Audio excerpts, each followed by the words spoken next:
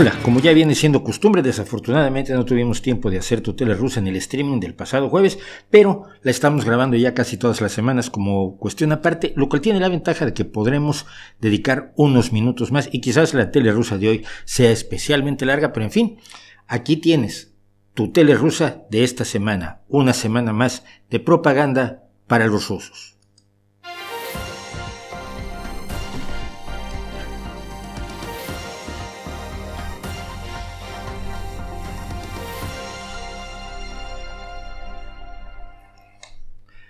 Y como siempre dejamos claro que estos son selecciones pequeñísimas que hacemos de todo lo que a su vez selecciona Julia Davis, que gracias a su dominio del idioma ruso ve la televisión rusa para que no la tengas que ver tú, y casi a diario nos da algún video o dos de lo que está pasando en la televisión propagandística rusa, obviamente en la televisión, sobre todo la más común, que es la de panel de tertulianos, donde hay toda una bola de tertulianos que están todos completamente de acuerdo, y luego hay uno que está en desacuerdo y que juega un poco el papel de disidente, hasta que el presentador le dice te callas, y en ese momento se calla. ¿Ves? Funciona perfectamente. Entonces Julia Davis, que es reportera de The Daily Beast, hace el Russian Media Monitor, que se los recomiendo entero, y nosotros tomamos unos pequeños trozos para ejemplificar lo que le está contando a los rusos la televisión rusa, es decir, la propaganda interna de la televisión estatal rusa, que como usted sabe en este momento es la única televisión. No hay una sola emisora independiente en todo el territorio ruso, y eso nos dicen y nos van a decir hoy precisamente que es la máxima libertad de expresión a la que puede uno aspirar. Pero así como hay temas recurrentes, el tema recurrente es Rusia fue atacada, aunque en realidad no fue atacada. Rusia es el agresor en la guerra de Ucrania. Occidente quiere destruirnos, quiere básicamente convertir Rusia en una serie de pequeños estados repartidos, separados y peleados entre sí. No sé de dónde sacan esto, pero no importa. Lo importante es que la gente crea que hay una amenaza. Este truco de la propaganda es tan antiguo como el clamor en el Senado romano de que Aníbal estaba a punto de tomar Roma y por lo tanto había que seguirle el apunte a uno u otro senador porque gritaban Hannibal ad portas, Aníbal está a las puertas de Roma, cuando pues en realidad no lo estaba. Entonces esto tampoco lo han inventado los propagandistas rusos, pero así como su repetición de ciertos temas y su elección de ciertos temas al parecer semanal es interesante, también es muy interesante lo que callan. Quizás una de las noticias más importantes en la guerra de invasión de Rusia a Ucrania esta semana ha sido el aparente inicio de la contraofensiva ucraniana, que en el sur de la línea de combate, del frente de combate, un frente de combate enorme de 1.500 kilómetros, está recuperando una serie de poblados.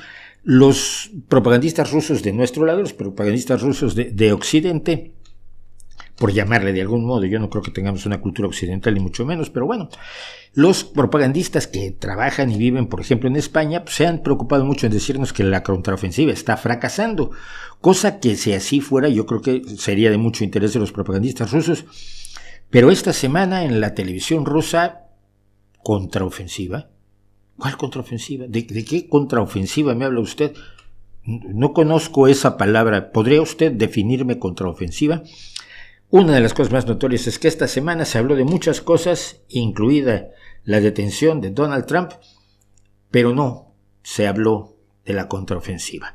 Así que vamos a ver qué nos cuenta la tele rusa, y que hoy comienza precisamente con el tema de la libertad de prensa. Pero primero Margarita Simonian, que es la directora de Russia Today, nos habla del terrible dolor de perder tu patria, de ver a tu patria derrotada, y sobre todo el dolor de ver que triunfe la mentira, porque ella es enemiga absoluta de la mentira, como lo sabe todo el que haya visto alguna vez Russia Today o Ahí les va o alguno de los subproductos de Russia Today. Peor que el miedo a la muerte es el intolerable dolor de perder a tu patria. Este dolor insoportable es más aterrador que la muerte. Y esto lo estamos sintiendo muy agudamente en este momento, cuando nuestra patria lucha no solo contra Ucrania, sino contra 50 de las más poderosas naciones del mundo.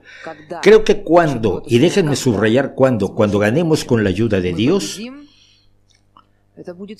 este será el logro más grande de nuestra historia. No recuerdo que jamás hubiéramos luchado contra 50 de los países más poderosos totalmente solos.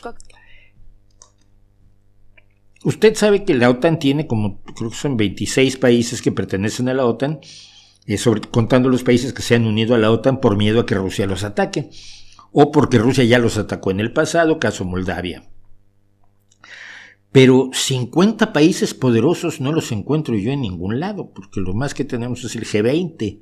Hay 20 países que tienen cierta clara hegemonía económico, militar, política, etcétera, en nuestro planeta, pero 50 países, la OTAN más grande que la OTAN, contra la que están luchando completamente solos. La narrativa hasta hace unas semanas era que todo el mundo apoyaba a Rusia y que solo los pobres de la OTAN y los ucranianos títeres que no quieren perder su tierra y su país y su forma de vida eran los que se oponían a la fuerza de la madre Rusia. Pero siempre hay que citar a la religión, y Margarita Simonía nos dice, como dijo Jesucristo en los evangelios,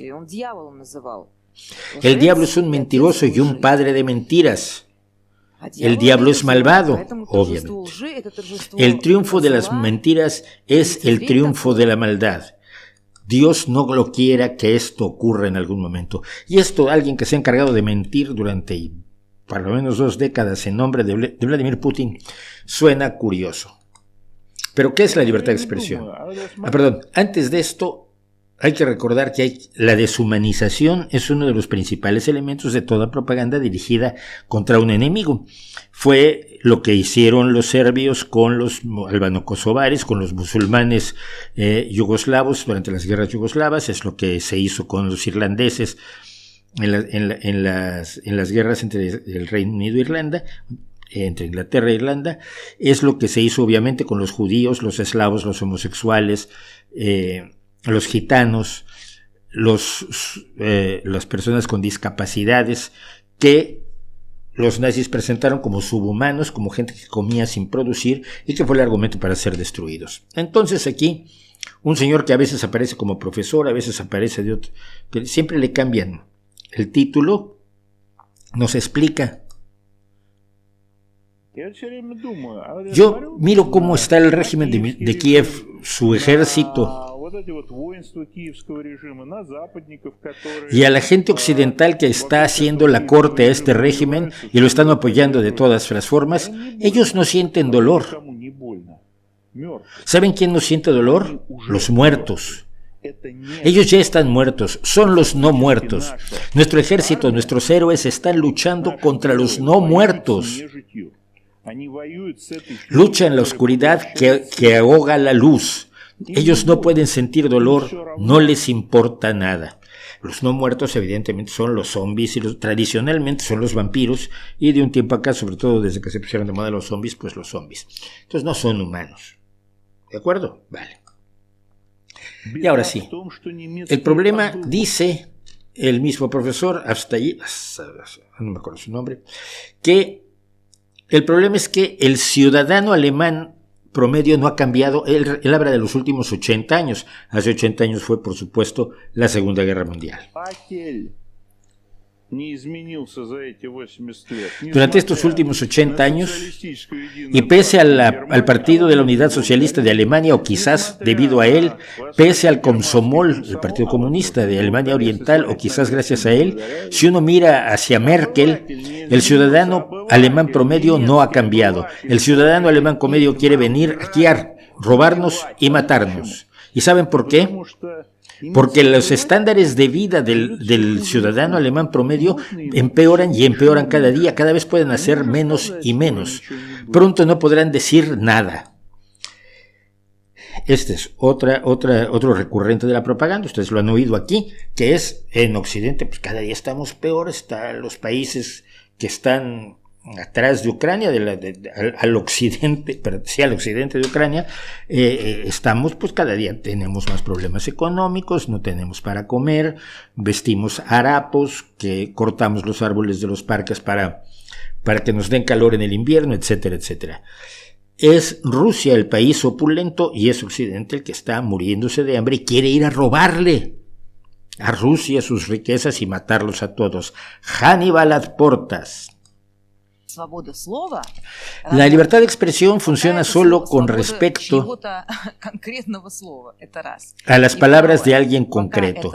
En segundo lugar, funciona siempre y cuando esta expresión, que va en contra de la agenda del establishment, no se vuelva demasiado voluminosa. Como el ejemplo es Tucker Carlson. Antes de que fuera despedido sin ceremonias por Fox News, Tucker Carlson, que fue despedido de una manera muy grosera, era el presentador más popular de la televisión en los Estados Unidos. Hay la censura más brutal, una cortina de acero controlando la información en todo el mundo. Para mí personalmente Instagram fue la última forma de trasladar información. Me cerraron mi cuenta personal hace un mes. ¿Por qué se la habrán cerrado a Margarita Simonian? Claro, daba información. Ella sabe perfectamente lo que es información y nunca la ha transmitido. No creo que después de lo que le acaba de ocurrir a Trump,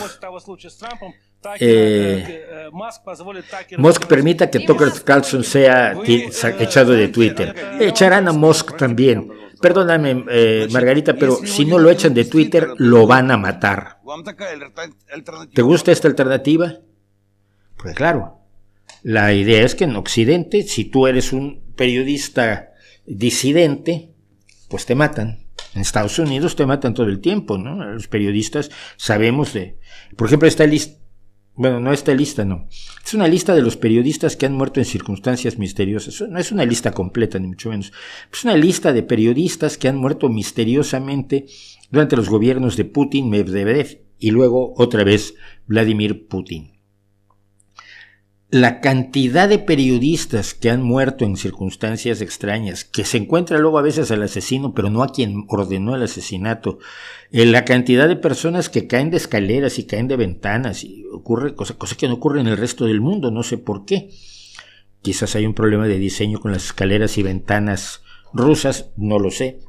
Pero la cantidad de periodistas que han sido asesinados en Rusia y que han sido críticos del régimen de Putin es alarmante y no ocurre en otros países. Incluso en un país como México, donde las muertes de periodistas se han vuelto lo más cotidiano del mundo, son muertes generalmente relacionadas con su cobertura del narcotráfico, de la delincuencia organizada o de cuestiones similares. Pocas veces se puede identificar que haya tenido algo que ver una cuestión de Estado, como cuando se asesinó a Manuel Buendía. Pero la cantidad de periodistas asesinados en Rusia es tan alarmante que es increíble, desde aquí, desde donde estoy, pensar que se le está diciendo al pueblo ruso que es en Occidente, y concretamente en Estados Unidos, donde matan a los periodistas que son disidentes. Continuamos pues. En años recientes, todo el mundo occidental se ha transformado para que se parezca a Corea del Norte. Toda disidencia está inmediatamente aplastada en el momento en que se vuelve notable. Escuchen, tenemos más libertad de expresión aquí. Yo he ejercido el periodismo en México y en España. Conozco a multitud de periodistas y la mayoría de los periodistas que yo conozco son disidentes. Yo he sido disidente del gobierno mexicano durante muchísimos años.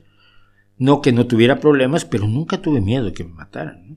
Nunca tuve miedo que me reprimieran, que me metieran a la cárcel, que me rompieran la cara. En España mucho menos, y eso que he tenido que soportar no solo a Aznar, sino también a Rajoy, y he sido opositor a ellos. La idea de que los rusos crean que aquí se reprime la disidencia, cuando hay una prensa disidente y una prensa libre que puede decir, como dice Pablo Iglesias, no existe el periodismo independiente, no les dejan hablar, todos son de derecha. Y, ¿cómo estás hablando tú? porque yo soy más guapo que ellos, supongo, ¿no? Pero no es así, hay una prensa libre y es curioso que los rusos crean que hay una represión al periodismo disidente. No digo que no la haya, en algunos lugares la hay, sobre todo donde hay dictaduras, pero no es, en los últimos 20 años no ha sido en ningún país como ha sido en Rusia. Si nuestro proveedor no transmite Solovьев Live, presente una queja contra ellos. Le recomendaría que se quejara a la FSB. Esto es un colofón exacto para lo del fin de para el tema de la libertad de expresión. Solovьев Live es el programa de radio donde Vladimir Solovьев, el más querido y adorado propagandista de Putin, cuenta sus historias. Y este presentador nos está diciendo que si la empresa que le transmite a usted su televisión en algún lugar de la vasta Rusia no incluye Solovьев Live, que se queje ante la FSB. La FSB es la heredera de la KGB. Libertad de expresión. Durante 30 años dimos por sentado que Ucrania existe y que todas las personas que viven en Ucrania son ucranianos. ¿Por qué de pronto? ¿Quién lo dice? ¿De dónde sacaron eso? Cualquier persona que asume la identidad de ciudadano de una Ucrania independiente y canta esta cosa horrenda llamada el himno ucraniano, que retuerce su cerebro hablando el idioma de otra persona que no es su idioma nativo, simplemente te convierte en un animal. Todo lo demás que hace a una persona humana, o especialmente una persona humana civilizada, no lo tienen esas personas. Yo le tengo pena a los perros, pero no tengo pena para estas personas. Y es el argumento: Ucrania no existe, los ucranianos están enloquecidos, son rusos a los que les lavaron la cabeza y todos querrían ser rusos si los curamos de su enfermedad mental. Solovьев va de viaje, sin importar quiénes son estas personas, estos chicos que pelean, los soldados que luchan y se juegan las vidas aquí, lo están haciendo todo para liberar a nuestra nación de estos enemigos, los satanistas. Este soldado que está paseando a Solovьев en algún lugar, no creo que sea muy cerca del frente de batalla, y no por otra cosa, sino porque el Kremlin no arriesgaría a su principal propagandista, pero en algún lugar donde hay tropas de combate rusas, yo no creo que este soldado sea un propagandista. Este soldado es el resultado de la propaganda. Todos los chicos que están peleando del lado ruso están liberando a su nación de estos enemigos, los satanistas, palabra que ha repetido Solovьев cientos, si no es que miles de veces en los últimos meses. Satanistas que lo están atacando. Todos ellos son héroes que están dispuestos a dar cosas sin precedentes para garantizar que sus familias no tengan que vivir bajo un sistema LGBT. Esa es la eficacia de la propaganda rusa. Soldados rusos que están dispuestos a morir para no vivir bajo un sistema LGBT que no existe. Aunque la ultraderecha nos diga que existe una excesiva presencia de gente altersexual, homosexuales, lesbianas, transexuales, bisexuales, etc. No, lo único que ha pasado es que una vez que se les dejó de reprimir, pues pudieron expresarse. Pero siguen siendo el mismo porcentaje y siguen siendo la mejor forma de tratar con ellos. Es a mí que me importa cómo viven, mientras sean buenas personas, paguen sus impuestos, traten bien a los perritos y si tienen hijos los cuiden. A mí me da igual a quién amen, pero a ellos se les ha convencido que hay un sistema LGBT que se le va a imponer a Rusia si ellos no salen a matar ucranianos. Para que sus familias no tengan que vivir. Cuidado. Resulta que hubo un ataque de artillería. Ya no podemos seguir adelante. Ahora Solovьев nos explica con quién estuvo. Todos los chicos a los que les mostré acaban de salir de la prisión. Han cometido delitos y fueron sentenciados a penas de prisión. Pero por su voluntad libre han decidido tomar las armas y defender a la madre patria. Esto no es exactamente así. Si ustedes recuerdan aquel interesante video de Prigozhin, el dueño de Wagner, que es evidentemente donde pertenecen estas fuerzas, el dueño de Wagner en una prisión explicándoles a los presos que los iban a perdonar lo que fuera si firmaban un contrato de 6 meses como mercenarios y que solo firmarían para jugarse la vida los que realmente tienen las condenas más severas y que por supuesto han cometido los más horrendos crímenes. No es el patriotismo el que los movió para aceptar el contrato de Wagner y de Prigozhin. Volvemos a lo de siempre. Se fijó una meta, la meta de destruirnos. Pero tenemos otros planes en la vida. Así que tenemos que ganar. Los hombres tienen que volver a su obligación natural, a su objetivo en la vida, ser guerreros. A mí lo único que se me hace muy raro es que el señor Soloviev no vaya y sea guerrero. Igual no es para todos, es solo para los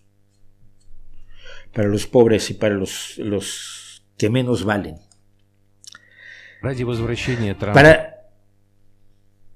Y finalmente, hablan del regreso de Trump a la Casa Blanca y de lo que se dijo antes de que se le presentaran las acusaciones formales a Trump el martes pasado en un juzgado de Florida. Para lograr devolver a Trump a la Casa Blanca, hay 12 millones de estadounidenses, casi 5% de los adultos de los Estados Unidos que están dispuestos a acudir a la violencia. La posesión de armas está legalizada en los Estados Unidos.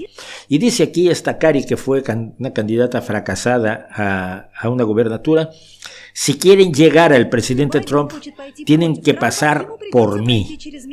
Y van a tener que pasar por 75 millones de estadounidenses como yo. La mayoría de nosotros estamos registrados con nuestro carné de la Asociación Nacional del Rifle. Esta no es una amenaza, es un anuncio de servicio público. Y comenta uno de los presentadores, por supuesto, ya tiene la experiencia de haber atacado el Capitolio. Lo que pasó, Donald Trump directamente tiene su pequeño Twitter personal que se llama Truth Social, que él dice que es el más grande éxito de las redes sociales, solo lo leen sus adeptos y casi solo escribe él en Truth Social. Yo traté de hacerme parte, pero no me han dado entrada a Truth Social. Trump invitó a que todos protestaran y se presentaran para defenderlo a las puertas del juzgado donde fue acusado formalmente por segunda vez, ahora en Florida, la vez pasada fue en Nueva York, y se presentaron 30 o 40 personas con banderitas de liberen a Trump, pero no los veía yo con muchas ganas de repetir lo del Capitolio, quizás porque algunos de los que organizaron el ataque al Capitolio han recibido ya condenas de mucho más allá de una decena de años, y hay otras personas que están esperando ser condenadas y ser finalmente llevadas ante la justicia. La omisión de la contraofensiva ucraniana es lo que llama más la atención, aparte de todo lo que hemos visto, que nos cuenta esa televisión rusa, que es el lugar donde hay más libertad de expresión que la que tenemos aquí, y no lo olvide usted. Nos vemos a la próxima.